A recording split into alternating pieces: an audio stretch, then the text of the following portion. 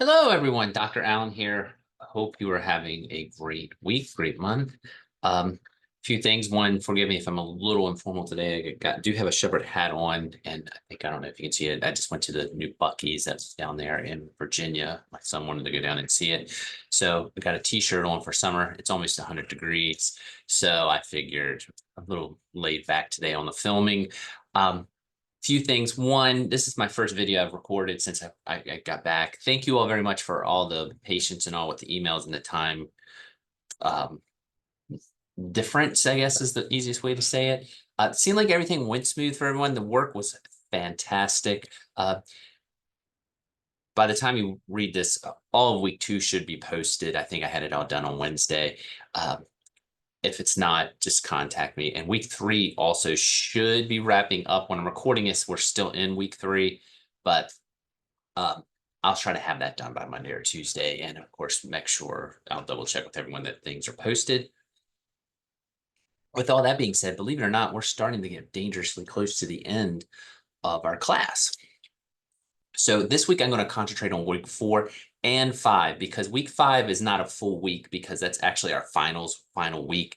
And we have to end a little early so I can get grades all posted and all. Don't worry, there's not a lot to week 5, and I'm going to open both weeks, but week 4 and 5 at the same time. So if you want to work ahead for week 5, that is totally fine. And also, if I forget to say it, you will get the email on this. I'm going to open week 4 and 5 up earlier than just Sunday. I'll probably have it open either on Friday or Saturday for everyone if you want to get a head start. Not required, but just in case. I want to make sure everyone has enough time. And I think I've put this in numerous emails. You're probably tired of hearing it, but just in case, if there's any issues with week 3, because I was out at the beginning of the week, I didn't come back until Monday, just contact me because that's totally on me. The video, I sent out an email. I rewatched the thing with the Padlet and I thought it was a little wonky. I mean, I know I'm not always polished on these videos to begin with, but I thought I kind of got tailed off there and got a little talking over myself. So just contact if there's anything or need an extension or anything with week 3. With that all being said, I don't think the assignments for this week are too complicated. 2 of them are going to take a little time more than anything, and that's why I want to give everyone time to get them done. The tech itself, I think, is pretty self-explanatory. But what we're going to do for weeks 4 and 5 they're AI related. I'll clean some of this out before if you see me scanning down. I decided to just make week 4 about AI. AI is the big tech, obviously, in education, probably the big tech in most industries now. And I think at this point, I think we saw here at Shepherd, there were a lot of people resistant to AI. I think at this point, I'm not saying you have to love AI, but it is a fact of life. Whether it's how students are using it, how teachers are using it. It can be a tool. There's a lot of benefits to AI. So I'm not going to sit here and plead the case for it or against it. Well, I guess I am going to kind of be saying I'm a little for it because the tech we're going to use is actually AI-ish. But I will say this. I think there are benefits to it in terms of time saving and how you can utilize it. There are a lot of apps like ChatGPT and things like that that you can look up information. I'm not going to get into that too much or a little at all. I will say when we were doing the QR codes, when you logged into your Shepherd, if you look on there, there is something called Microsoft Copilot. That's the location where you can ask questions, get information. I will say this about AI. It is neat. I'm starting to use it more and more. Still, always double check the questions that you're asking AI and the responses you get because it's not always right. Especially if it's viewing the question as a certain way or where it's pulling the data. Um, it's pretty cool. It's pretty neat. And I think at this point, most people have probably used it at some way to kind of answer something. I might actually, since I've got it up, this wasn't planned on the video, but since we were in this, I thought I'd show it. If you saw Fantastic Four on that little search, I'm going to go see that tomorrow in IMAX, because I like Marvel movies. But let's just see what's going on there. Let's see if I can pull this up. I just thought I'd show this to you. This isn't an assignment at all, but since you do have access to it, I thought it might be neat to see. Um, This authentication drives me crazy. I don't know if it does anyone else, but me, it does. But let's go ahead and see if I can get authenticated, base checked. Awesome. All right. It should be up here in a second. I just wanted to let you know that you have this. That right there, that little number, that Copilot, that number, that little symbol, that color one. If you look here, you do have something called Copilot. It's the Microsoft version of like ChatGPT and Google Gemini, which you're going to be doing something with and this week. But as you can see, this is just a search thing. And you can, of course, type in things. I will say, if you want to put in pictures on this, it'll interpret them. If you want to put in, I actually tried this. Again, I'm not going to model it because I don't want to go too far down the rabbit hole, but it is something I would recommend maybe experimenting with. I took a rubric and put it on ChatGPT and put an assignment on there just to see. None of you are all. This was for something else, just to see how it would score it. It did have some. It picked up some things that I would not have picked up in terms of like the connections. I didn't use that as my sole way to assess, but I did think it was neat what it was recognizing. So again, there's cool things. But in case you've never used AI, you have access to it very easily. Copilot. And for example, you might put in here,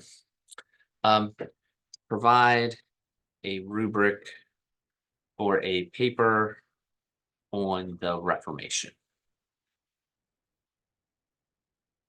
And you can do things like this. Now, again, like anything else, check it out. Don't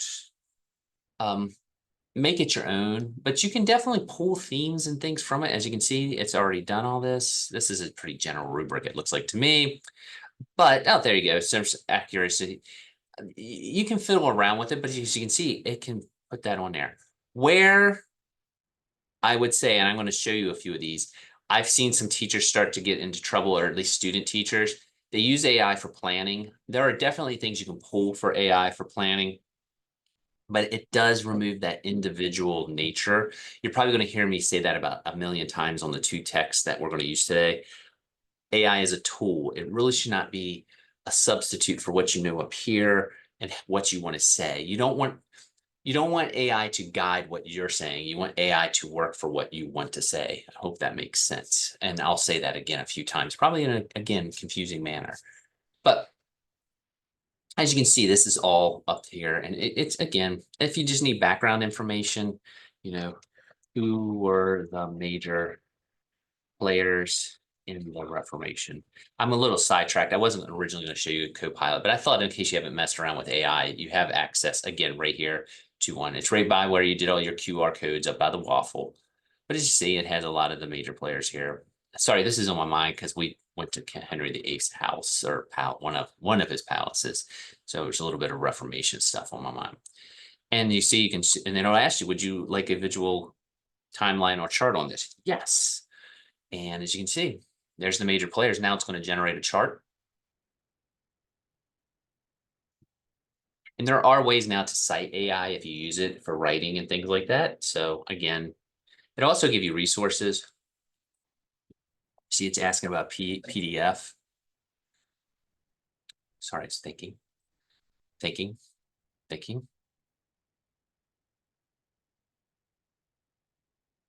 Yeah. Let me click that. And I'll pull it up on my second screen, but I'll pull it over here for you. And as you can see, there's the document. And here's the second one. Oh, that's the thing, right? Boop. But there's the word. And there's the chart. So there you go. AI, pretty cool. And it's a PDF, but again, you have access to this. Feel free to check it out. There's no assignment with the Copilot this week, so I just wanted you to know that you had it. What you're going to look at this week, and you can choose either one. You're going to look between something called Diffit. I combined them. Diffit and Gamma. I'm going to show you Diffit first. I've heard a lot of people already in some of the local counties are using this, so I'm going to give you a heads up on it. But Diffit is, again, it's a lesson planning type tool. You can fiddle around with it. what I want you to do is mess around with this or the other one I'm going to show you, Gamma, and just submit what you create within it. But this one, again, you can just hit teacher start here. The link is posted up on Brightspace. And as you can see, there's a lot of stuff here. What is pretty cool about it, you can do different things. Like you can put in articles and ask it to adapt it to a grade level. So for example, I'm going to go article on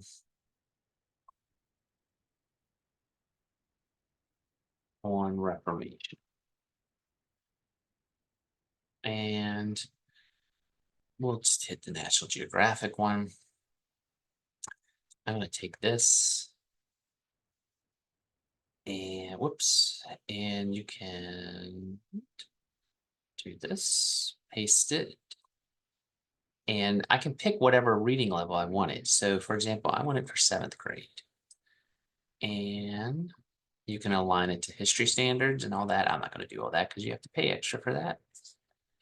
And as you can see, it's going to think here and it'll reimagine or redo the article written for 7th graders. You can do it in different languages and things like that. I just wanted to show you that is something that Diffit can do. As you can see, there's the article now. It creates a vocabulary list. Let me sign in.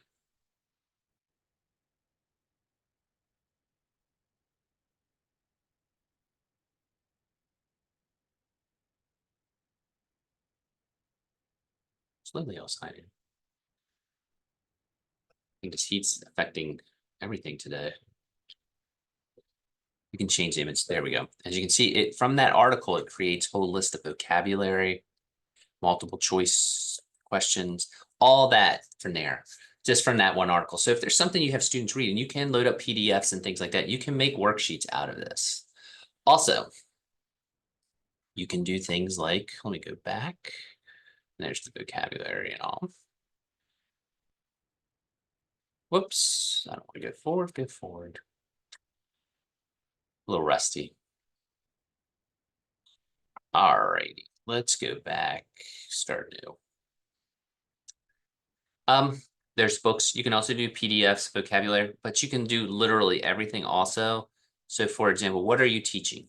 I am teaching about Reformation. So it's going to create something for me, basically a lesson plan revolving around the Reformation.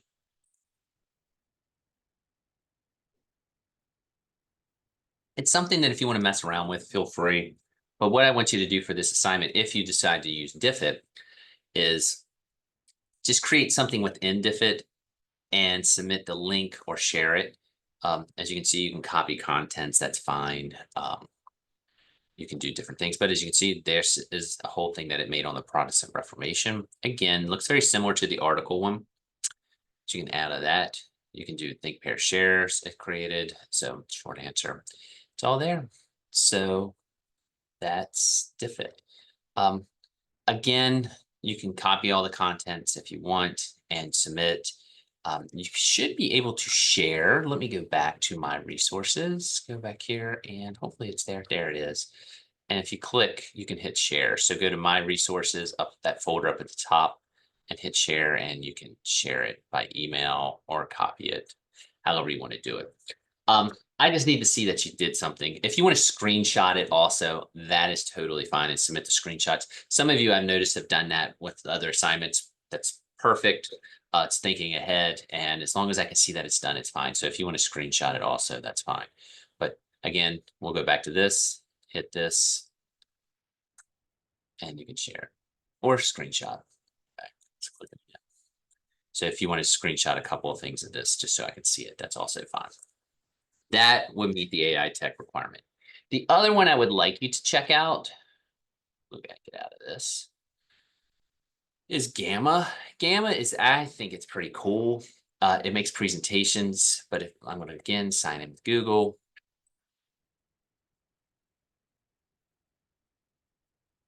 This one I think deals a little more with some of the quirky, I don't say quirkiness. You got to watch where sometimes I think Gamma can lead you to where the AI is telling you what to teach instead of you telling AI what you want to teach, if that makes sense. Now you can load just like Diffit, you can load up articles and things. So when you log in with your Google, just go to create new.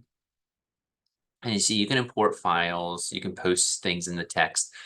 All I'm going to ask you to do is generate something from one line, basically. And as you can see, what it's going to do, you can pick something. You can pick a document, you can pick a web page, and again, it'll make a PowerPoint off of that. So you know what? Let's just do this. I'll show you both.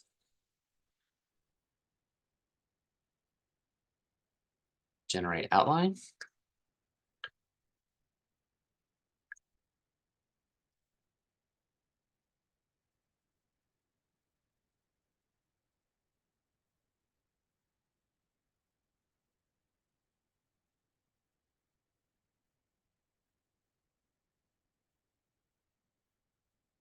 It's reading the article, so it might take a little slightly longer, but as you as you can see, you can have you can select that. Didn't know if you saw that, how much you want on a card. I'm just going to leave it as concise. All right, that all looks, it summarized the article into different parts. Now we're going to generate.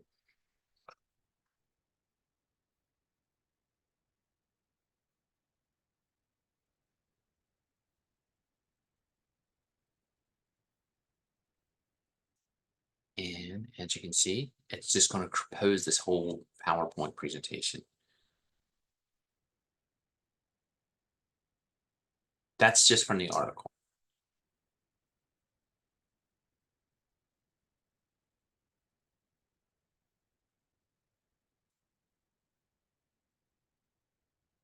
And that's from these cards.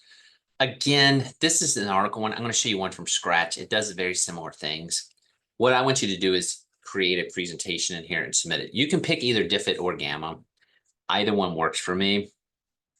I just want you to experiment a little bit with AI. When you do your blog, I will ask, you're going to pick whatever one you pick, whatever one you use, review it. I will say this, there's so much with AI now that's coming out that it's hard to keep up with.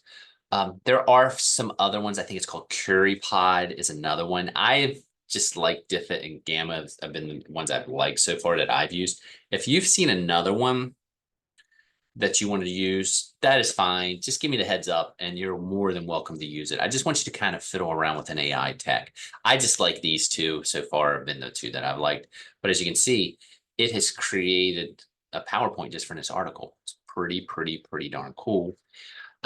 There's pros and cons with this though. Again, like I say, you don't want the AI to lead you to what you want to talk about. It does a good job, so you can definitely alter these PowerPoints if you want to check them. Don't just trust it. It's kind of what I talked about with Teachers Pay Teachers, I think on like week 1 or 2. There's good stuff there, but you got to watch and make sure it's accurate or it's what you want to say. You don't want that to lead you. You don't want that to be the blueprint for what you want to tell your students. You want to tell the tool or the document or whatever what you want. It's just, I think I'm making sense, but hopefully, as you can see, that's pretty neat. Now, here's another thing. You can change the images. As you can see, I'm hovering over it. it I have a 16-year-old at home, and when I show him this stuff, he's a 16-year-old. The AI is very distracting to him because he laughs at it because he thinks it's fake. I don't know why he finds it so funny, but he does. And you know what? And I kind of asked him, he's like, well, you can tell it's AI generated. So you can get these images off if you want. So you can just click them and you can see, you can delete it and put in something that you would like to use, especially after you save the PowerPoint. If you think that'd be too much of a distraction for your students. Some students may not care. Some students may be used to it. Maybe my son just thinks it's funny because who knows? But he just very small sample size. But if you think that it might be a distraction, it's there to do. That's with an article. It will also do the same thing with, let me go back. We said presentation. Let's go back again. If you do generate just from a line, let's do, I'm going to do something different. Let's do 30 years war.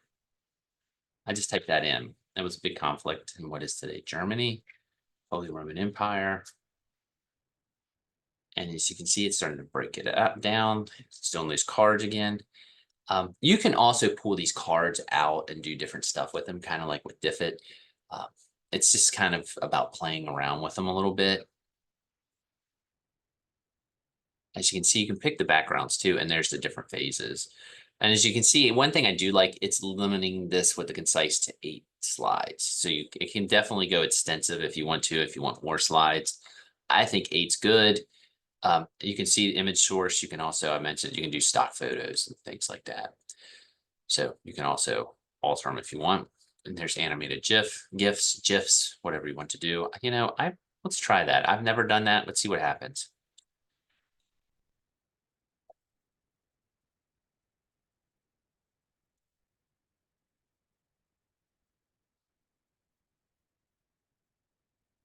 That would distract the heck out of a student, I think. So I don't know if I would do the automated GIF or GIF. But as you can see, I don't even know what that is. So I think we're going to get out of the GIFs. Oh my goodness gracious. That's a mess. All right.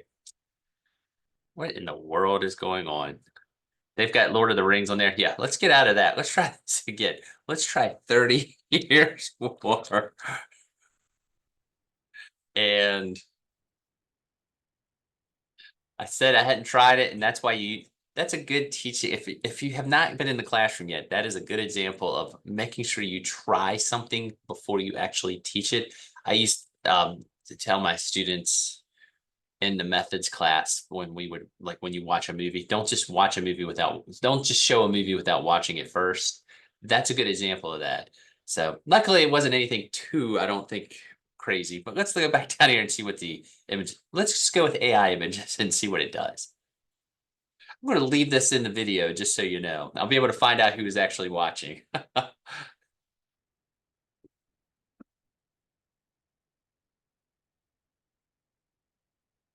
And it should start generating it here. Hopefully nothing with people running around in towels. Ah, that looks a little more 30 years more-ish.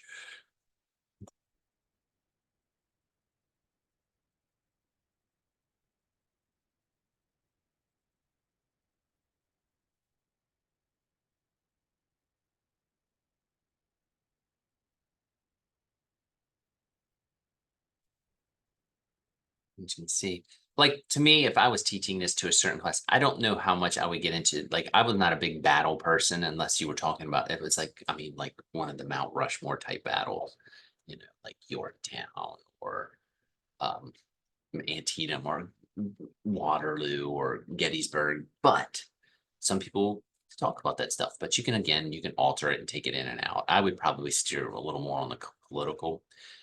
But as you can see, I like this. This is pretty nice. So that's just from a Word.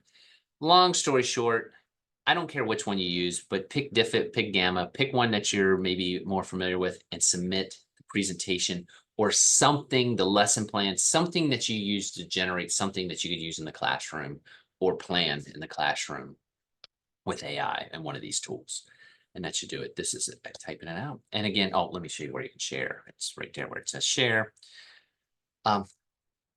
Let's just show you the presentation. Sorry, I'm just babbling along. But if you hit present, there it is. And we can just keep.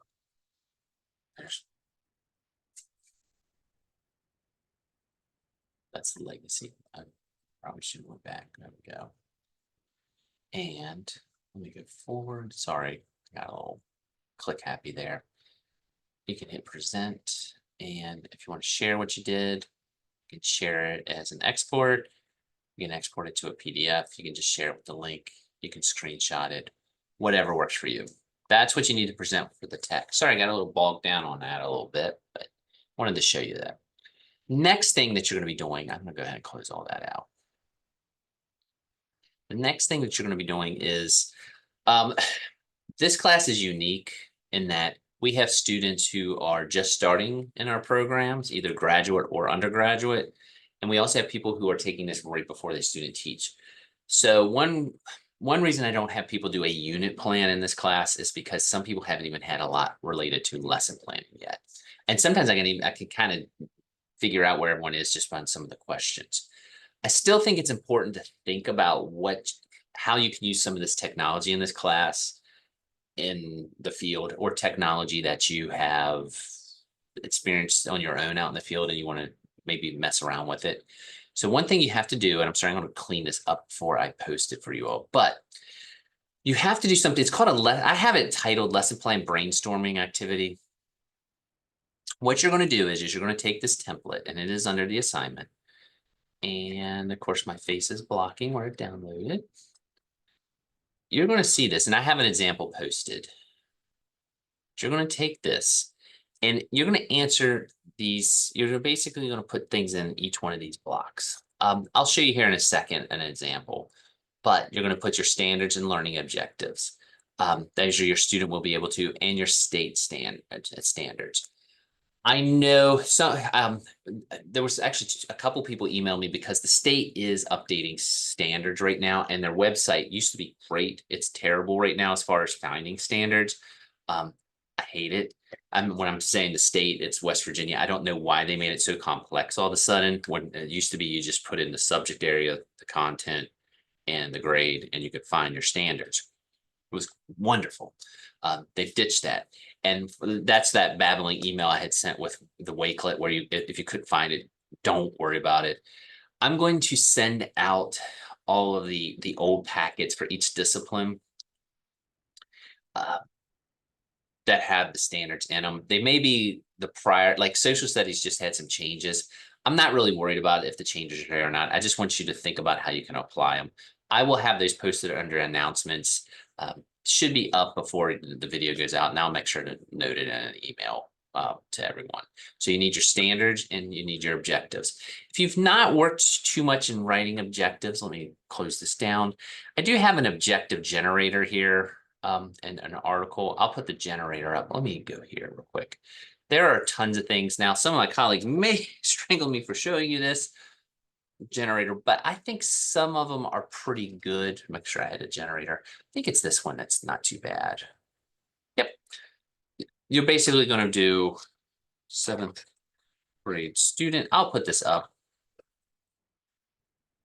And you're going to pick your blooms. We'll be able to define next.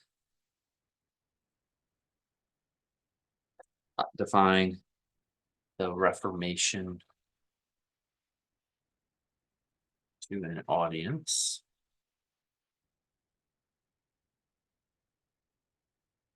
Using a chart and background information. I'm kind of making this up as I go, but I think you'll get the point.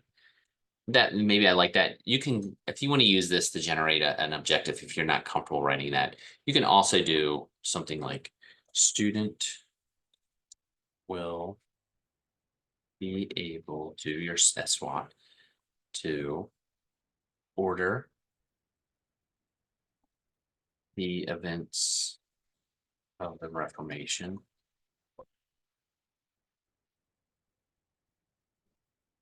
in order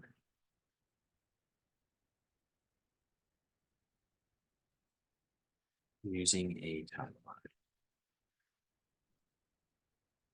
You can copy and paste that. That can go in there and that will be totally fine. I just want you to think about an objective. You're going to have lesson plan writing classes and they'll definitely get in there. But if you want to use that generator, I will have it posted. Just have those there for lesson 1. A summary. By the way, you can bullet this stuff. You don't have to have it in super deep detail. And when I talk about a summary, it can just be a few sentences, just like I'll show you an example, but students are going to use Nearpod, or students will take part in a Nearpod to understand the causes of the Reformation. Boom. Technology, again, you can bullet this. Nearpod will be the technology. 21st century standards. I mentioned those a little while ago, week 1. If you don't remember them, don't sweat it. They're all right here. And sorry, I can't embed that. It makes me do the link because it looks terrible, but they're all here if you need them. If you stick to the 4 C's at the top, you'll be fine. And then, there we go. And then how you're going to assess it. formative, summative. So I'm going to maybe a formative. I'm going to formally assess the students by having them complete a Nearpod and check for understanding. Then they will take a test. Now here's some guidelines with this. And again, it'll make more sense, I think. Let me just go ahead and show you. I sit here and keep talking about it. And there's the checklist, by the way, if you need it again. But here's a sample. And if you look, this person just cut and paste. And by the way, you can cut and paste if you find it on air to the standard. And of course, there's the objective. I want you to think about this as sort of a unit. So I was talking about the Reformation. You're going to do 3 lessons if you were envisioning a unit. Each one has to kind of have a common link. So for mine, lesson 1 is the Reformation. I'm doing a unit on the Reformation. Lesson 1 might be the causes. Lesson 2 might be on Martin Luther. Lesson 3 might be on Calvin. That's fine. Or Henry VIII. Or the Counter-Reformation. I just want 3 lessons that kind of are under one umbrella. The other thing, there needs to be at least 1 different tech in each of the 3 lessons. I know there are 4 showing, 4 is optional. I put it on there because some people say, oh, I'd like to do another one because I might actually use this out in the field. Awesome. You're not required to do it, though. I just want 3. But what I'm saying is you have to have 3 different techs in the unit. And when I mean 3 different texts, there needs to be a different one in each one. So for example, if you look here, let me go down here. Where's the tech? This one's using Edpuzzle. And the second one, they're using Nearpod. And the third one, they're using Padlet. Boom, boom, boom, boom. There's your 3 different texts. Can you have Nearpod in each one? Yes, but you need to have Nearpod and Padlet if you're going to do that. I need to see a different tech in each lesson. Will you do that maybe if you're teaching? I don't know, but it just gets me to thinking how you might do it. Maybe you're going to do a timeline or a map exercise with Padlet. Also, as you can see, they just put the collaborations. You make it, you don't have to be a lot of depth here. This is actually a really nice example. It's kind of like how I would lay it out. And you can use this kind of as a template if you want. Another thing, technology. I would try to use the technology that we've kind of looked at in this class, but if you know of something that might work better, that's fine. Like I know for elementary, Classroom Dojo is something a lot of people use. That's fine. If you want to put Classroom Dojo in there for something, have at it. Seesaw is another one in elementary. I know that's very, very popular. I will count those. The ones that I would like you to, I probably will not give you full credit for is if you use PowerPoint. Is PowerPoint a technology? Yes. I'm not going to give you full credit for it though, because it's almost, it is a technology, but it's a very common technology now. Another one is the Smartboard. I would love if we could all meet and we could work with some Smartboard activities, but I want you to think about apps and you know, you could use Gamma and Diffit on 2 different lessons. Awesome.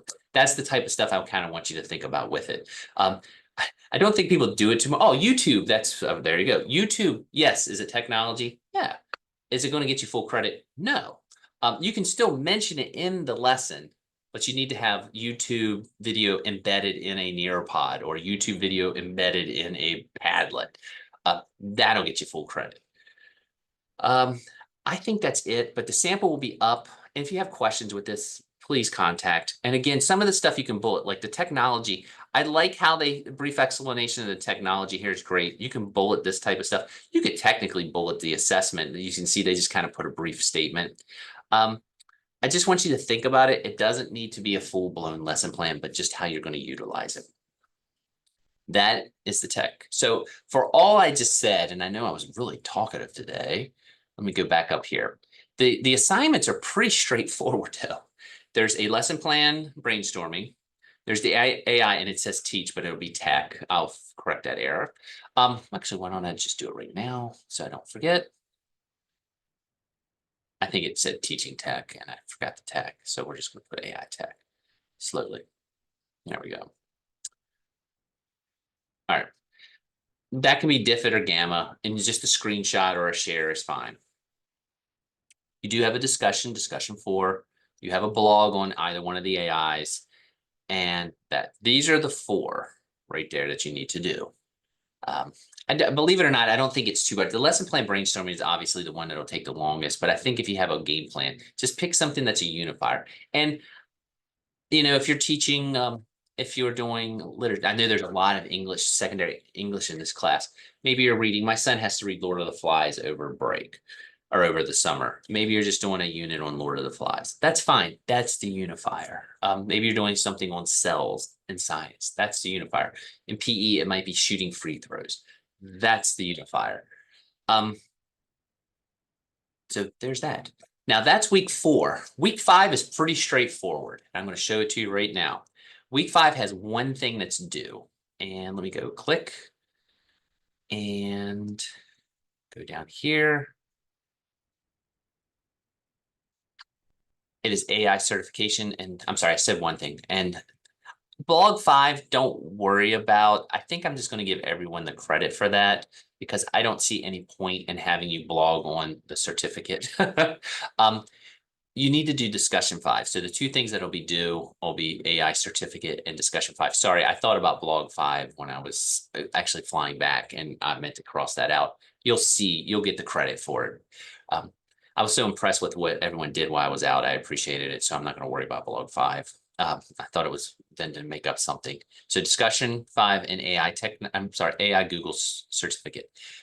I will have that link up. It is already actually under week 5. I just need to update the dates. And if you go, you will hit Google AI, open this, and it will take you here.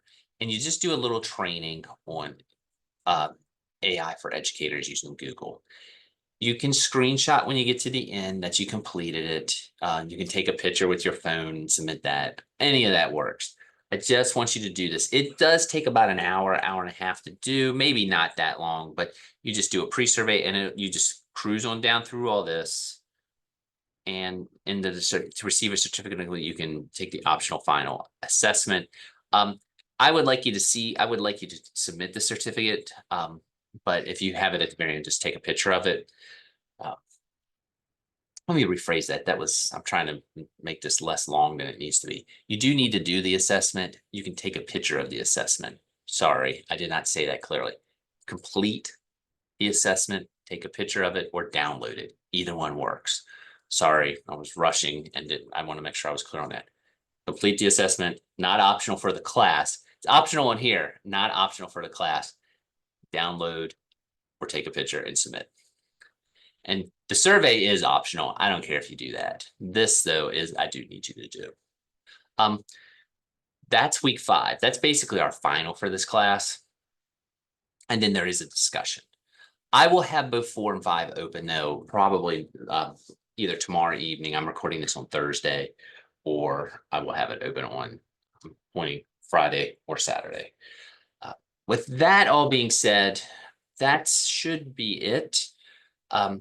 There is going to be one thing I'll remind you on the final thing. There is something called the TCDA. If you are new to Shepherd, you might not know what it is, but the TCDA is there it is. It is a self-assessment of what you're teaching, how you, sorry, I don't want anyone's faces or anything showing up. It basically is just a self-assessment. There's no grade associated with it. It helps us with accreditation. So please complete this. You'll see it on there. And actually, I'll go ahead and move it in there. If you can complete it, awesome. Most of you, I think, have already done it. If you've had classes in the past, you should have. If you have any problems with it, let me know. I'll send out directions for it. But if you could do it, it is a benefit to our program. It kind of gives us an idea of where our students feel like they are and what we need to work on or what we need to put in classes. Again, that's not due until the end. It technically is optional, but it would be great if you would complete it. So that being said, I think that's it. Thank you all very much. I know these videos, I try not to make them, I was caught myself rushing there. And during the regular semester, I limit myself to about 20 minutes. It's a little hard in the summer and I've tried to trim some stuff up. You have been awesome. I feel like I was the one who was probably being gone for a week. Not your fault. I was very, very worried that I was kind of doing you all wrong. The work was fantastic. So I don't know if I did anyone wrong, but it looked like you all did the work and you could figure it out, which I think is part of the whole goal with this class is a lot of times with technology, I can show you the things, but it's about working with it and being intuitive and figuring it out and maybe expanding on it. This class, I always think it's like a dive. You go in, there it is, and then you get out. We're not usually locked in on one thing for a long period of time. So with that being said, thank you all very much. I hope you do take something from this class. I'll be obviously sending out a bazillion emails, maybe to your annoyance, but contact if you need anything. And by the way, I have been floating around campus since I've been back. I'm trying to get ready for the fall. So if you do need to stop by, I probably will, especially on Monday, Wednesday, Fridays, unless I'm out of town for something between 10 and 1. I've been kind of here. So just let me know, though, if you need to stop by and ask anything. I'll make sure that I am here. And with that being said, thank you all very much. I hope you enjoy the rest of your summer. And if you get done the work a little early, that is no problem. I'm going to start grading. I'll be on week 3 stuff actually right now. So talk to you later.